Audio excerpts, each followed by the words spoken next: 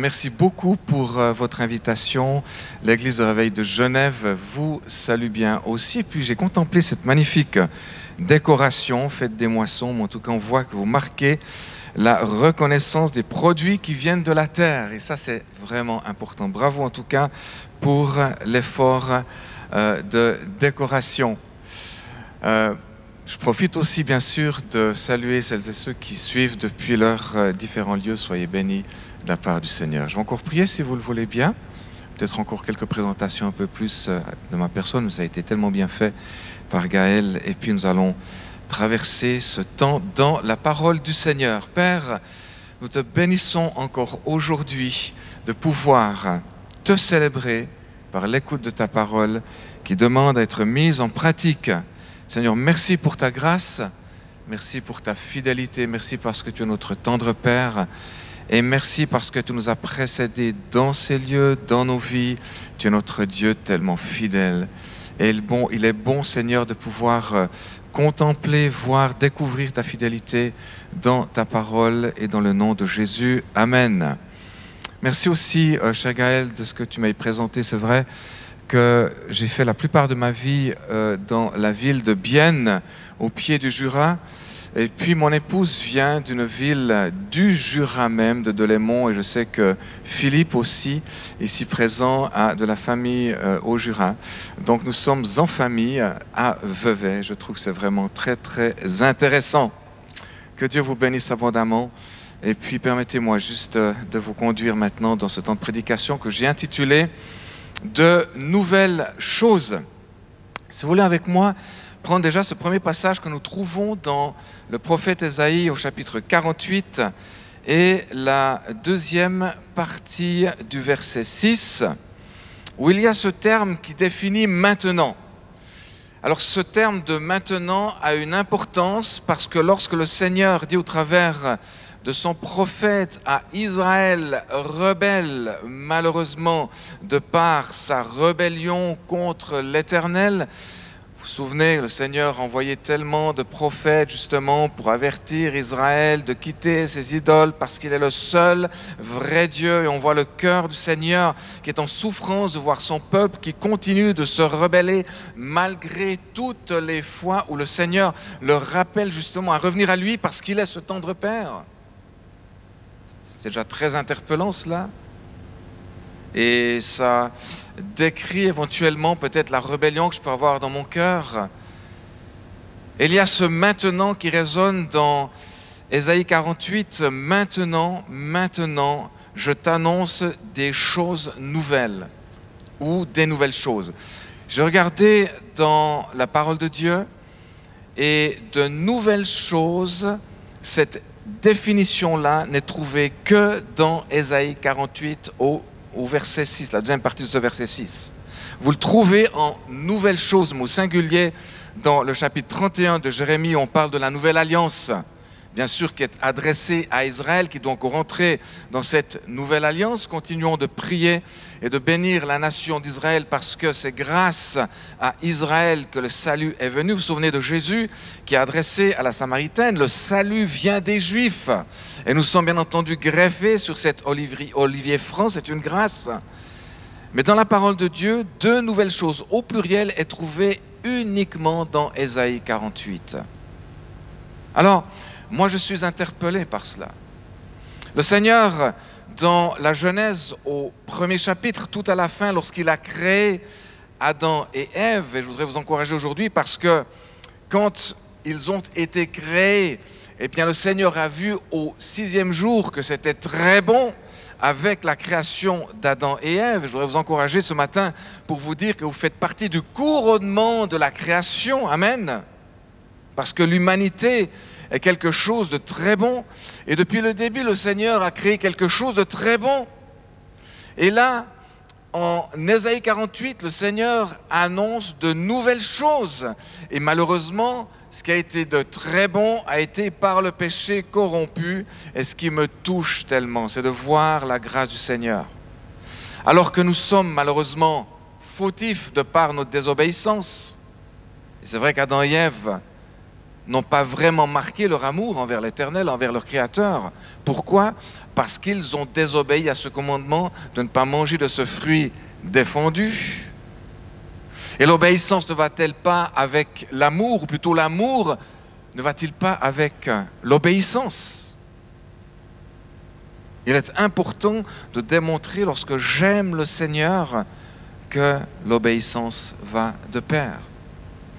Et nous avons là le cœur du Père qui est brisé par cette nation au travers de laquelle il voulait révéler sa nature tellement extraordinaire, tellement merveilleuse. Il l'avait fait bien entendu en Horeb lorsque Moïse a voulu le voir. Il lui a dit, mais tu ne peux pas me voir parce que me voir est impossible. Celui qui me voit ne peut rester en vie. On ne peut pas voir ma face, mais j'accepte de passer devant toi afin que tu puisses voir seulement mon dos. Et alors qu'il passe, il dit, mais ne suis-je pas l'Éternel qui est lent à la colère, riche en bonté et en miséricorde? Et Dieu révèle ce cœur extraordinaire à Moïse. Et Dieu n'a pas changé toutes ces années de rébellion dans le peuple d'Israël. Et alors qu'il y a cette culpabilité malheureuse de cette désobéissance de cette nation, il y a le Seigneur qui a un cœur tellement brisé qu'à un moment donné, il prend l'initiative de faire de nouvelles choses. Et ceci devrait m'encourager de me dire, mais Seigneur, au sein de toutes ces rébellions, ton plan demeure, Seigneur. Quitte à recommencer de nouvelles choses avec ton peuple.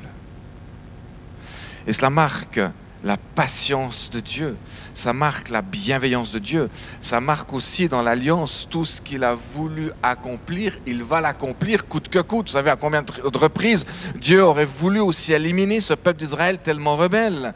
Et c'est quelque chose qui m'interpelle dans ma vie personnelle. Seigneur, est-ce que je ne me rébelle pas parfois? Est-ce que Seigneur, lorsque je me fais à tes choses tellement merveilleuses, je ne suis pas en train de mépriser peut-être la sainteté de ton nom?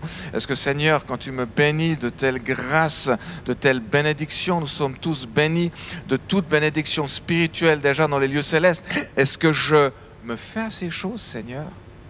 Au point peut-être de commencer à les mépriser. Tout cela m'interpelle ce matin. J'espère que ce matin, on peut mesurer la grâce du Seigneur, on peut mesurer son amour, sa fidélité. Maintenant, j'avance un petit peu quand même dans cette prédication. Je t'annonce des choses nouvelles ou de nouvelles choses et regardez, cachées, inconnues de toi, et je continue, elles se produisent à présent et n'appartiennent point au passé. C'est maintenant que je suis en train d'agir, amen, afin que tu ne dises pas, voici, je le savais. Ça, c'est aussi important.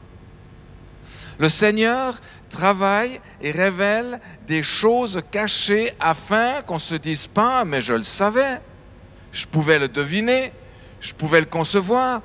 C'est extraordinaire de voir dans la révélation du Seigneur, ce sont des choses cachées que nul pouvait discerner. Pourquoi? Parce que nos cœurs peuvent être tellement orgueilleux et rebelles, se dire, mais Seigneur, on s'y attendait. On le savait. Tellement on peut être orgueilleux de nature. Et les choses que Dieu va révéler sont absolument inaltérables, bien sûr, mais surtout inattendues. Et si vous regardez à partir de ce chapitre 48, on voit que la révélation va continuer. Et n'allons-nous pas trouver ensuite plus loin, bien sûr, tous ces chapitres qui parlent de la restauration d'Israël. Regardez, dans le chapitre 60, on parle de la restauration d'Israël. Même si Israël a été rebelle, le Seigneur prend sur lui l'initiative de restaurer son peuple. C'est absolument extraordinaire. C'est un Dieu de patience. Et entre le chapitre 48, 60 et les suivants d'Ésaïe, qu'est-ce que nous trouvons comme chapitre? Le chapitre du Messie souffrant, chapitre 53. Et je vous propose avec cette lumière justement qu'on vient de mettre sur ce verset ce verset 6 du chapitre 48 d'Ésaïe, je vous propose de revoir maintenant ce chapitre 53 d'Ésaïe. Et c'est une lumière peut-être un peu nouvelle que nous pouvons avoir dans la révélation de ce texte. Pourquoi? Parce que le premier verset de ce chapitre 53 commence par cette interpellation, mais comme un cri effectivement, qui a cru à ce qui nous était annoncé et qui a reconnu le bras de l'Éternel, mais personne ne le pouvait. C'est une interpellation, personne ne le pouvait vraiment. Regardez le deuxième verset, pourquoi ? Il s'est élevé devant lui comme une faible plante. Qu'est-ce qu'on peut reconnaître dans celui qui devait venir au nom du Seigneur, révéler sa grâce, révéler son amour, révéler tous les dons qu'il avait pour nous, alors qu'il s'est élevé devant lui comme une faible plante. Vous savez que l'homme et la femme, le frère et la sœur, nous avons cette propension à regarder qu'à ce qui frappe. Vous êtes d'accord? Le cœur de l'homme regarde à ce qui frappe. Et le Seigneur, dans son humilité, veut se révéler justement comme une plante faible au travers de son Fils. Regardez la deuxième partie du verset 2, comme un rejeton qui sort d'une terre desséchée. Mais qu'est-ce qu'une terre desséchée peut produire, sinon qu'un faible rejeton, qu'une faible plante? Regardez plus loin. Il n'avait ni beauté ni éclat pour attirer nos regards, et son aspect n'avait rien pour nous plaire. Mais qu'est-ce que tu es en train de faire, Seigneur, pour révéler ton plan? Si on continue, méprisé et abandonné des hommes, homme de douleur et habitué à la souffrance, semblable à celui dont on détourne le visage. Nous l'avons dédaigné, nous n'avons fait de lui aucun cas. Et regardez, il y a un cependant là qui marque quelque chose. Cependant, ce sont nos souffrances qu'il a portées, c'est de nos douleurs qu'il s'est chargé et nous l'avons considéré comme puni. C'est comme si le cœur de l'homme, dans l'arrogance qu'il avait, eh bien Jésus, c'est normal que tu étais puni. Nous l'avons considéré comme puni, comme une chose normale. Regardez malheureusement ce qui s'est passé lorsqu'il est venu parmi son peuple et qu'il a été rejeté par ceux qui devaient révéler les plans de Dieu, les pharisiens qui avaient été enseignés justement et qui connaissaient la loi du Seigneur. Ne devaient-ils pas non plus aussi, eux, révéler la grâce de Dieu? Mais comme ils étaient animés du fait de vouloir être justifiés par la loi, et je profite de dire ici que la loi n'est pas là pour nous justifier, la loi est un révélateur du péché. Je répète, la loi est un révélateur du péché. La loi ne va pas solutionner le péché. Alors quand la loi révèle le péché, qu'est-ce qu'on fait avec le péché? Des sacrifices, bien sûr, mais il manque quelque chose pour être pleinement justifié. Alors son peuple l'a même considéré comme puni en décidant que ce Messie souffrant soit crucifié. Nous l'avons considéré comme puni parce qu'il le méritait, frappé de Dieu, humilié. Vous vous rendez compte? L'agneau de Dieu, ce tendre cœur, lui qui était prêt à pardonner, lui qui enseignait les voies du Père, lui qui avait cette tendresse. Combien de fois j'aurais voulu être là lorsqu'il se penche vers cette femme qui est menée par justement ces religieux qui veulent la lapider au nom de cette loi, bien entendu, qui ordonnait la lapidation. Mais tellement j'aurais voulu être là dans ce regard de Jésus, dans cette grâce de Jésus qui va, là encore, pardonner, se pencher sur elle et lui rendre toute la dignité dont elle avait pas du tout le mérite. Mais quand Jésus, dans ce qui se passait, voulait vraiment faire passer pour elle, justement, en se penchant vers elle. Je referme cette parenthèse. Il y a ce terme du verset 5 qui dit « Mais il était blessé pour nos péchés ». Regardez, c'est comme s'il y a un tournant dans ce chapitre 53. Dans ce « mais », il y a une explication, il y a un début d'explication pour la révélation, pour qu'on puisse, malgré nos cœurs endurcis, comprendre ce que l'Éternel a fait au travers du Messie souffrant. Mais il était blessé pour nos péchés, il était brisé pour nos iniquités. Vous vous rendez compte, à cause de nos iniquités, à cause de nos péchés, Jésus a été brisé. Regardez, le châtiment qui nous donne la paix est tombé sur lui. Vous vous rendez compte jusqu'où ça va? Dans la grâce et la bonté de Dieu. Et c'est par ces meurtrissures que nous sommes guéri. C'est acquis, c'est quelque chose d'acquis. Lis la parole de Dieu et rends-la vraiment dans ton cœur vivant. C'est par ces meurtrissures que nous sommes guéris. Nous étions tous errants comme des brebis. Chacun suivait sa propre voie et l'Éternel a fait retomber sur lui l'iniquité de nous tous. Il a été maltraité et opprimé, il n'a point ouvert la bouche, semblable à un agneau qu'on emmène à la boucherie, à une brebis muette devant celles et ceux qui l'attendent. Il n'a point ouvert la bouche. Il a été enlevé par l'angoisse et le châtiment et parmi ceux de sa génération qui a cru. Il y a de nouveau cela. Dans le plan de Dieu, il nous faut une révélation vraiment de ses voies. Qu'il était retranché de la terre des vivants et frappé pour les péchés de mon peuple. On a mis son sépulcre parmi les méchants, son tombeau avec le riche, quoiqu'il n'eût point commis de violence et qu'il n'y eût point de fraude dans sa bouche. Il a plu à l'Éternel de le briser par la souffrance après avoir livré sa vie en sacrifice pour le péché. Mais il verra une postérité et prolongera ses jours, et l'œuvre de l'Éternel prospérera entre ses mains. Grâce au travail de son âme, il rassasiera ses regards. Par sa connaissance, mon serviteur justifiera beaucoup d'hommes et de femmes, et il se chargera de leurs iniquités. C'est pourquoi je lui donnerai sa part avec les grands. Alléluia. Il partagera le butin avec les puissants, et parce qu'il s'est livré lui-même à la mort et qu'il a été mis au nombre des malfaiteurs, parce qu'il a porté des péchés de beaucoup d'hommes et qu'il a intercédé pour les coupable. Vous vous rendez compte, Jésus qui a intercédé et qui a donné sa vie alors que nous étions pleinement coupables. Quel Dieu de grâce, quel Dieu de fidélité, quel Dieu de bonté, quel Dieu méritant toute l'adoration. Amen. J'espère vraiment vous encourager ce matin avec la parole du Seigneur. Alors, on parle de choses nouvelles dans l'Ancienne Alliance, et pourtant ça fait partie de l'Ancienne Alliance.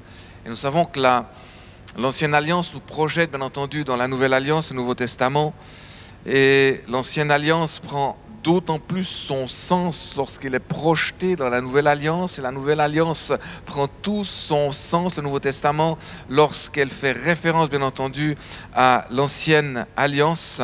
Et là je voudrais juste encore continuer ce partage dans la deuxième de Paul aux Corinthiens. Nous allons prendre au chapitre 5.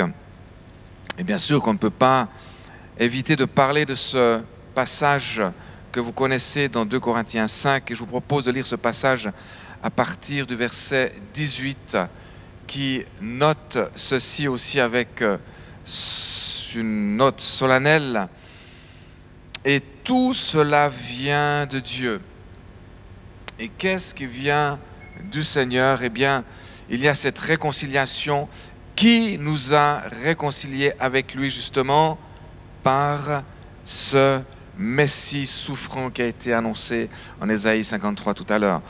Il nous a pleinement réconciliés avec Christ qui nous a donné, et nous avons ici, je ne vais pas dire un gros mot, on parle de ministère, le ministère de la réconciliation. Alors, je voudrais m'arrêter 2 minutes sur la terminologie du ministère. Chaque fois que vous voyez le terme ministère dans la parole de Dieu, c'est diaconia. Oui, je sais, c'est moins reluisant. Parce qu'alors, derrière le mot ministère, j'ai reçu tel ministère. Alors écoute, tu as reçu tel ministère si avant tout tu es dans le service, tu es dans la diaconie, tu es dans le service pour le Seigneur, à l'image du Christ de Jésus qui est venu pour servir et non se servir. Et je sais que lorsque je dis que je suis dans la diaconie pour le Seigneur, c'est vraiment moins reluisant que de dire que je suis dans le ministère. Vous êtes d'accord? Mais je pense que ça nous donne aussi de rester humble lorsque Dieu nous confie justement un service. C'est un service qui est bien entendu destiné pour sa gloire. Maintenant, réconciliation est intéressant. Je fais un petit jeu de mots ici, je ne vais pas dire que c'est amusant, mais réconciliation, c'est catalasso. Catalasso. Réconciliation, le Seigneur lance son lasso dans tes catastrophes. Et nous avons été réconciliés par la grâce de Dieu, ce lasso de l'amour de Dieu qui vient me rejoindre dans mes catas.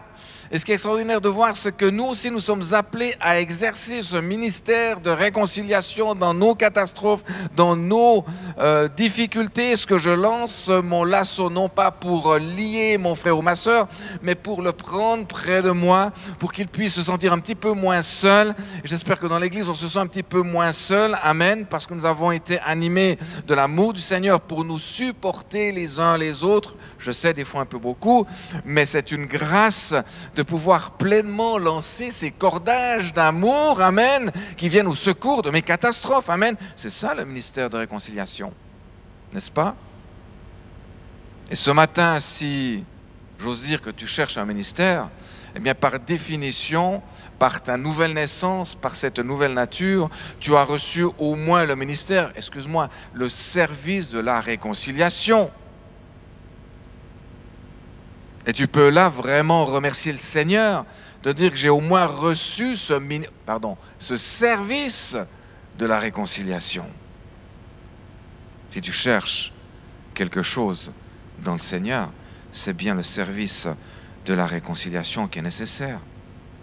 Verset 19, car Dieu était en Christ, regardez, réconciliant le monde, lançant le lasso dans la catastrophe du monde avec lui-même, sans tenir compte aux hommes de leurs fautes, et il a mis en nous la parole de cette réconciliation. Tu es porteur de la parole de la réconciliation. Amen. C'est une grâce. C'est ça l'Évangile. L'Évangile est là pour les réconciliations. On l'a chanté tout à l'heure dans la prière du Notre Père. Pardonne-nous nos offenses, comme nous pardonnons à celles et ceux qui nous ont offensés. Et si vous regardez plus loin dans la prière de Jésus, car votre Père ne pardonnera pas vos fautes si vous ne vous pardonnez pas non plus vous-même vos fautes. Il y a cette grâce de la réconciliation. Alors, je ne veux pas forcément vous donner des leçons ce matin. J'ai encore beaucoup de boulot à faire, je peux vous rassurer, lorsqu'on m'offense. Lorsque je vis des trahisons, oui, on peut aussi en vivre en tant que pasteur. J'espère que vous prenez soin de vos responsables, de celles et ceux que Dieu a établis pour le service, que vous honorez celles et ceux qui sont à votre service, qui sont là pour vous aimer avec la patience, la bienveillance, non pour un gain sordide, mais par consécration, parce qu'ils ont été appelés au ministère. Tout cela, bien entendu, fait partie de cette parole de la réconciliation. Et je sais que vos responsables aussi, s'il y a des petits couacs, sont aussi là. Et je connais suffisamment Gaël, je connais suffisamment aussi Robin, je connais suffisamment vos responsables. Je me permets, je ne suis pas là pour vous prendre de haut, mais je sais vraiment que leurs cœurs sont aussi là pour vivre la réconciliation. Parole de la réconciliation. Nos paroles doivent toujours être assaisonnées de cette dimension de la réconciliation et de la grâce du Seigneur. Amen.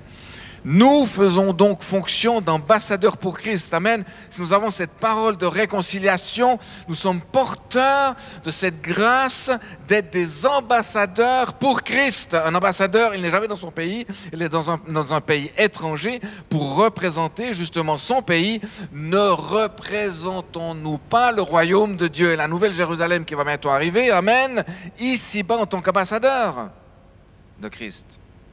Pour autant que nous portions cette parole de la réconciliation. Nous faisons donc fonction d'ambassadeur pour Christ. C'est pas peu, hein? Amen. J'espère que ce matin, tu es encouragé de savoir que tu es ambassadeur, ambassadrice de Christ ici-bas. Gloire à Dieu. Mais quel honneur de représenter le royaume de Dieu. Et pas tout seul. C'est l'Église. Parce que là, on pourrait se glorifier, n'est-ce pas? Si on est plus spirituel qu'un autre, se dire « moi, je suis vraiment l'ambassadeur de Christ ici-bas » ou l'ambassadeur de Christ dans l'Église. Je vous dis ça parce que les Corinthiens, au niveau de leur spiritualité, de la compréhension des choses de Dieu, ça ne brillait pas. Hein.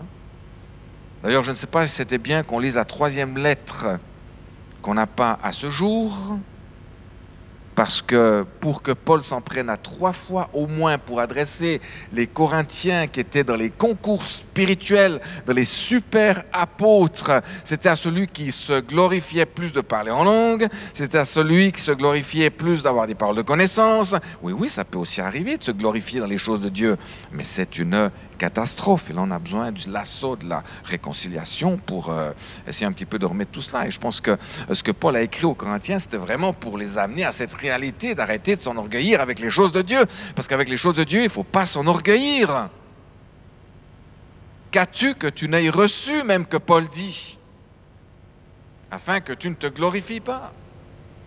Et là même, on voit un Paul souffrant par rapport à ses propres enfants qui le rejettent au profit des super apôtres.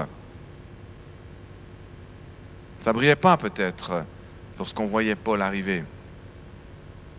Mais n'a-t-il pas été affligé par cette échine afin que l'orgueil ne l'atteigne pas? Parce que le Seigneur veut se glorifier dans la faiblesse. Et c'est là qu'il lui dit, mais ma grâce te suffit. Car ma puissance s'accomplit dans la faiblesse. Est-ce que tu te sens faible aujourd'hui? J'ose dire, gloire à Dieu. Peut-être qu'il y a une maladie, quelque chose de compliqué, attention. Je ne suis pas en train de dire qu'il faut vivre dans la médiocrité, qu'il faut être exprès malade pour être faible, pour que les choses se passent. Je ne dis pas ça pas du tout, on est d'accord. Mais ce que je dis, c'est que si tu te sens dans une position de faiblesse, et je peux dire grâce au Seigneur, c'est normal. Il faut le dire.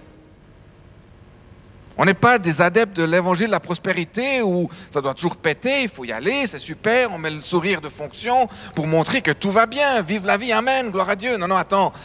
L'Église est un lieu où nous nous accueillons les uns les autres pour nous aimer tels que nous sommes, amen. Pour que nous puissions nous sentir compris, rejoints dans nos difficultés, rejoints dans nos galères. Oui, tu as des galères dans ta vie. C'est encore un petit moment, je peux vous montrer comment. Nous faisons donc fonction d'ambassadeurs pour Christ, il y a un prix à payer, vous le comprenez. Comme si Dieu exhortait par nous, nous vous en supplions au nom de Christ, soyez réconciliés avec Dieu. Ça ne jouait pas chez les Corinthiens, ils avaient besoin de se réconcilier avec le Seigneur. Dans l'orgueil spirituel qu'ils avaient, Paul crie, nous vous en supplions au nom du Seigneur, soyez réconciliés avec Dieu.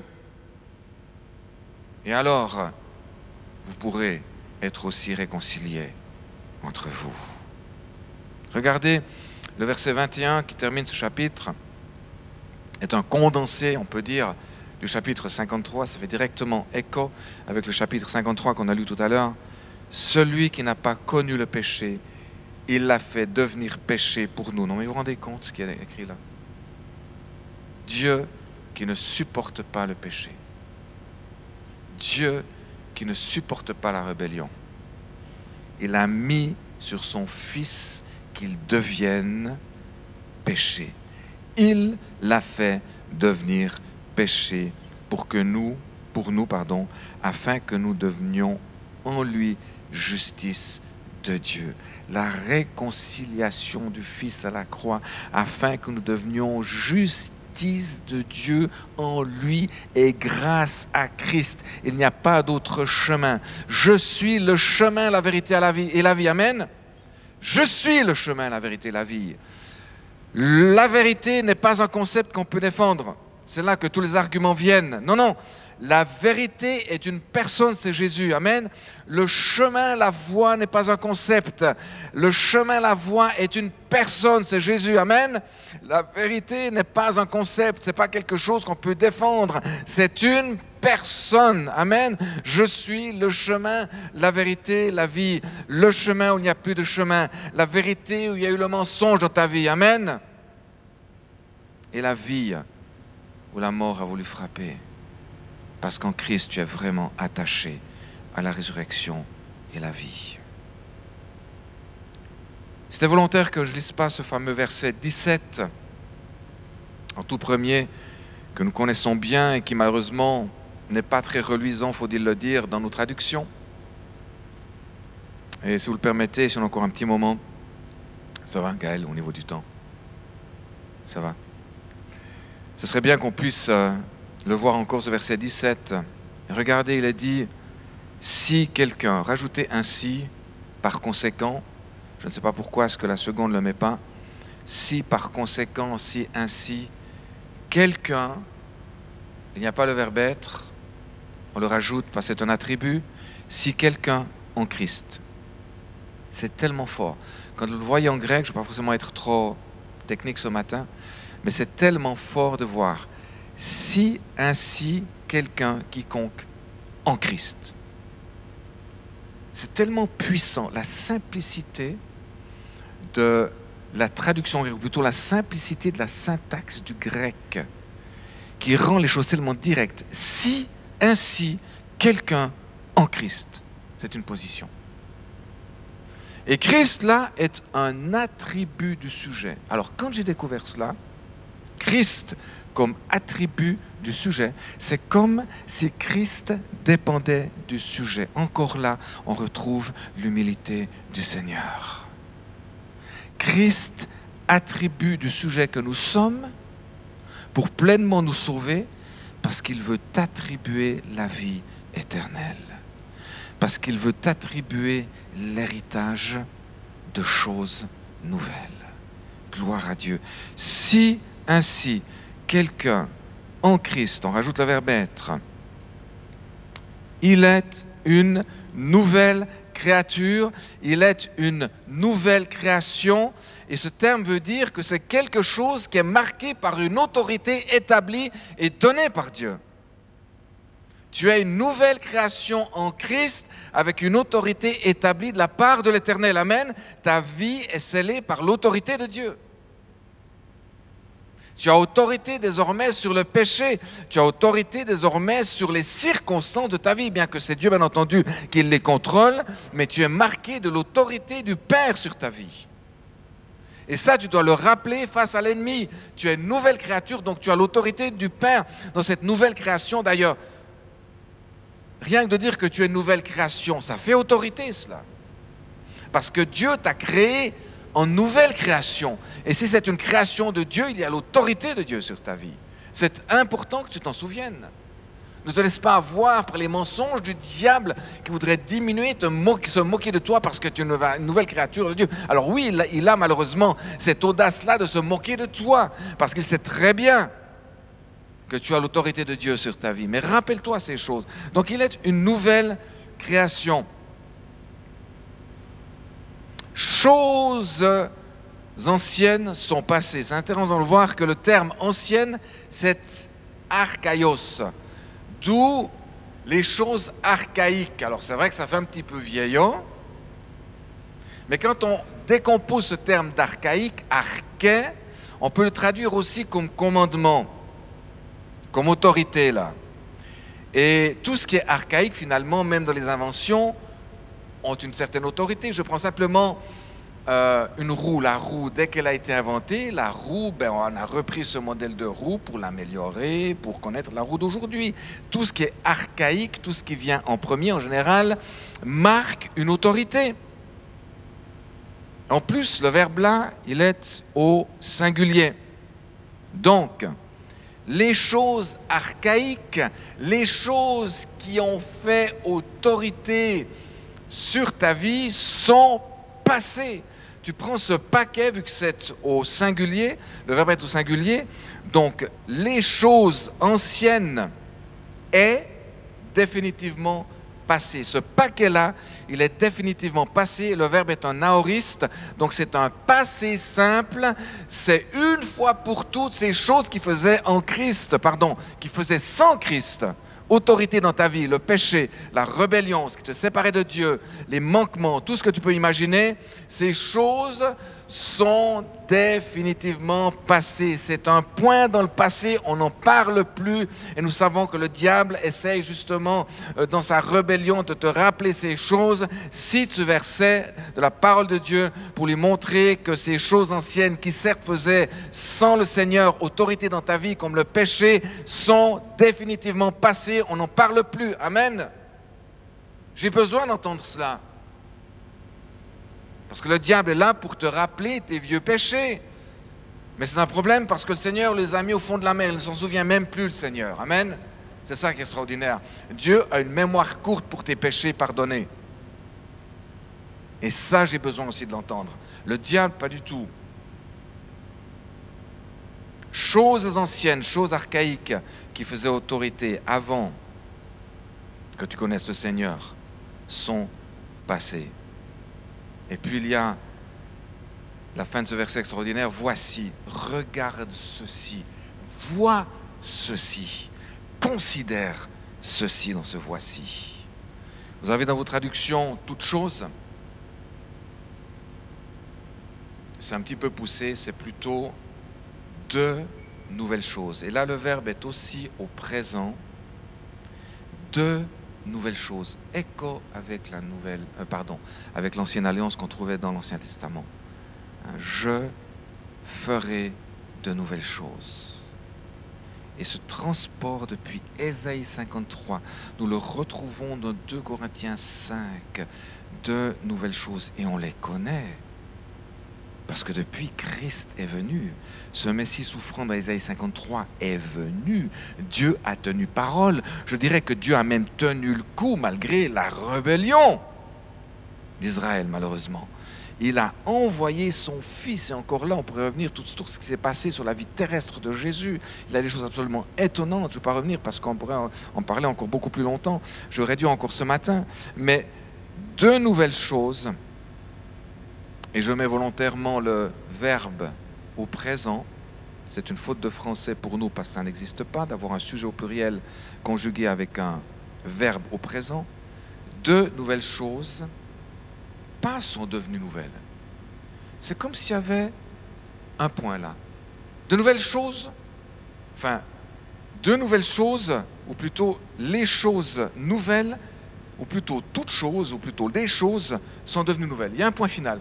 Alors là, il y a un petit problème, parce que si on dit, Seigneur, dans mes galères de vie, les choses ne sont-elles pas devenues nouvelles? C'est comme si on avait quelque chose de ponctuel là. Alors Seigneur, pourquoi est-ce que j'ai des luttes? Pourquoi est-ce que je dois traverser encore des galères? Vous êtes certainement posé la question.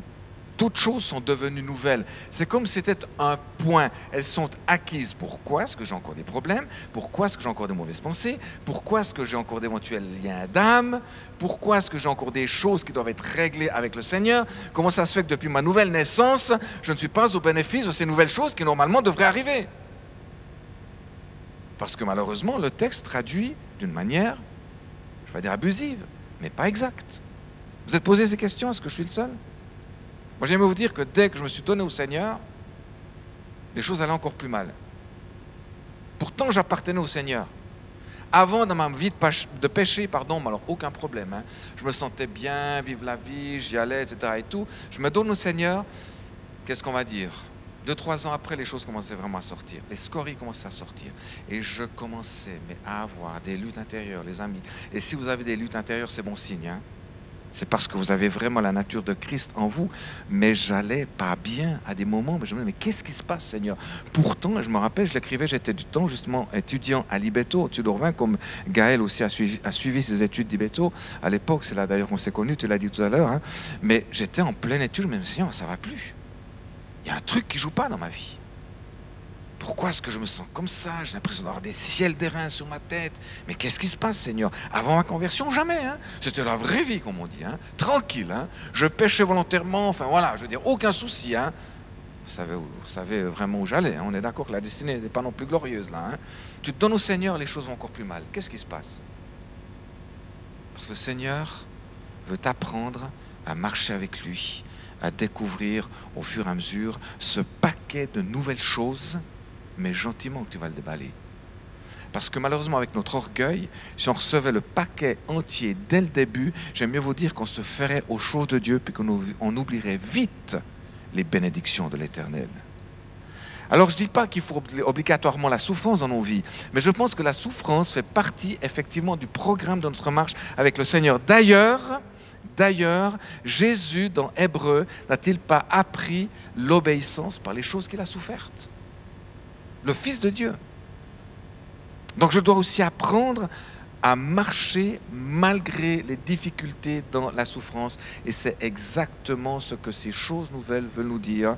Parce que si je termine, et on va arriver enfin à la traduction de ce verset, excusez-moi, voici de nouvelles choses, je fais l'erreur, à commencer à devenir, à commencer à être, à commencer à devenir à l'existence, le mot pluriel, ont commencé à devenir, ont commencé à être, ont commencé à devenir à l'existence. Depuis quand? Depuis ce point du passé où toutes les choses archaïques anciennes qui vous autorisent dans ma vie sans Christ sont passées depuis là. Et le verbe là, ont commencé, c'est un parfait, c'est-à-dire qu'on prend depuis la fin de ma vie sans Christ pour ensuite me projeter dans l'éternité pour ces choses qui commencent et qui ont commencé depuis là à devenir nouvelles, pour m'apprendre à marcher dans la sanctification, dans la grâce du Seigneur et commencer à recevoir guérison sur guérison, guérison intérieure sur guérison,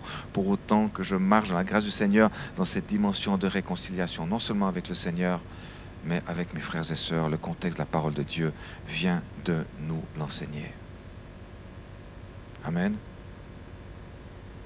On va accorder encore juste 2 minutes. Dans cette vie compliquée qu'on peut avoir, je dis grâce au Seigneur pour nous apprendre à rester dans l'humilité et pour nous apprendre à marcher avec lui. Regardez comme le chapitre 6 qui suit. Et je vous invite à lire la parole de Dieu toujours dans son contexte. Regardez le chapitre 6, comment est-ce qu'il continue. Ouvriez avec Dieu, nous vous exhortons à ne pas recevoir sa grâce en vain. Tiens, ne nous habituons pas aux choses de Dieu, je viens de le dire. C'est extraordinaire de voir cette lumière, maintenant que la parole de Dieu nous donne encore davantage. Nous vous exhortons. Paul doit exhorter les Corinthiens à ne pas recevoir sa grâce en vain. Mais j'espère qu'un jour on ne va pas me le dire cela, parce que c'est grave. Parce que je me suis fait aux choses de Dieu. Car il dit, au temps favorable je t'ai exaucé, au jour du salut je t'ai secouru. Pourquoi est-ce qu'il doit adresser cela aux Corinthiens? L'aurait-il oublié? Voici maintenant le temps vraiment favorable. Voici maintenant le jour du salut. Est-ce qu'on se réjouit toujours du salut? Alors que Paul doit leur rappeler cela. Nous ne donnons aucun sujet de scandale en quoi que ce soit, afin que le, excusez-moi au lieu de ministère, service ne soit pas un objet de blâme. Parce que alors, les Corinthiens aimaient bien le mot ministère, là. Ça je peux vous le dire, dans leur orgueil spirituel. Regardez, et il leur décrit là, ce qu'il vit Paul. Mais nous nous rendons à nous-mêmes égard, à tous, pardon, mais nous nous rendons tous, à tous, pardon, égard recommandable, comme... changer ministre en serviteur de Dieu. Ministre de Dieu, oui. Comment? Eh bien, vous allez le voir. Par beaucoup de persévérance. Dans quoi? Dans magnifique vie, formidable, tout va bien, les choses nouvelles sont là, elles sont devenues nouvelles. Donc, pourquoi est-ce qu'il y a des afflictions? On le comprend mieux maintenant. On le comprend mieux. Dans les afflictions. Persévérance où? Dans vivre la vie, non. Dans les privations. Persévérance dans les détresses, persévérance sous les coups, persévérance dans les prisons, persévérance dans les émeutes, Seigneur, chose nouvelle. Persévérance par la connaissance, par la patience, persévérance par la bonté, par l'Esprit Saint, par un amour sincère, par la parole de vérité, par la puissance de Dieu, par les âmes offensives et défensives, de la justice, au milieu de la gloire et de la honte. Chose nouvelle, honte. Mais ça me frustre. Ça me touche. J'en suis où, Seigneur, dans ma vie avec toi? Chose nouvelle, au milieu de la mauvaise, il y a quand même bonne réputation, il faut quand même un petit peu avoir, on est d'accord? Chose nouvelle, regardez comme imposteur. Seigneur, chose nouvelle, toutes choses sont devenues nouvelles, Seigneur, je suis regardé comme un imposteur, c'est normal. Si tu es vraiment un disciple de Christ consacré, c'est normal. Pour l'honneur de Christ, quoique véridique. Chose nouvelle, persévérance, comme inconnu, quoique bien connu, comme mourant, voici nous vivons, comme châtiés, quoique non mis à mort, comme attristés, chose nouvelle, Seigneur, mais j'en suis où dans ma vie? Console-toi, la parole de Dieu t'enseigne ces choses. Et c'est une marque de persévérance sur ta vie, quelles que soient les circonstances que tu as. Amen. Chose nouvelle, dans la persévérance de ces choses qui sont compliquées, parce que nous sommes encore ici-bas sur terre et parce que le Seigneur veut toucher nos cœurs, veut nous entraîner dans cette grâce de connaître et de nous approcher de son cœur, même par la souffrance. C'est celui qui persévérera jusqu'au bout qui sera sauvé. Amen. On sait que la vie n'est pas un problème de santé, on sait que la vie est compliquée, amen, mais heureusement avec la grâce du Seigneur, il nous donne la force d'avancer justement, amen. Je vais quand même finir. Comme châtiés, quoique non mis à mort, comme attristés, et nous sommes toujours joyeux. Je pense que la vraie joie est dégagée lorsque nous sommes pleinement éclairés de ces grâces, de ces textes qui sont absolument extraordinaires. Comme pauvres, chose nouvelle. Qu'est-ce que tu dis, Seigneur? Les choses sont devenues nouvelles et parce que je te sers, je suis devenu pauvre. Là, je pense que l'évangile de la prospérité en reprend un sacré coup. Excusez-moi. Alors, je ne suis pas contre la prospérité. Je suis premier content quand mon compte en banque est rempli. Je peux vous rassurer. Mais s'il vient se vider et que c'est pour la gloire du Seigneur, je dis Amen.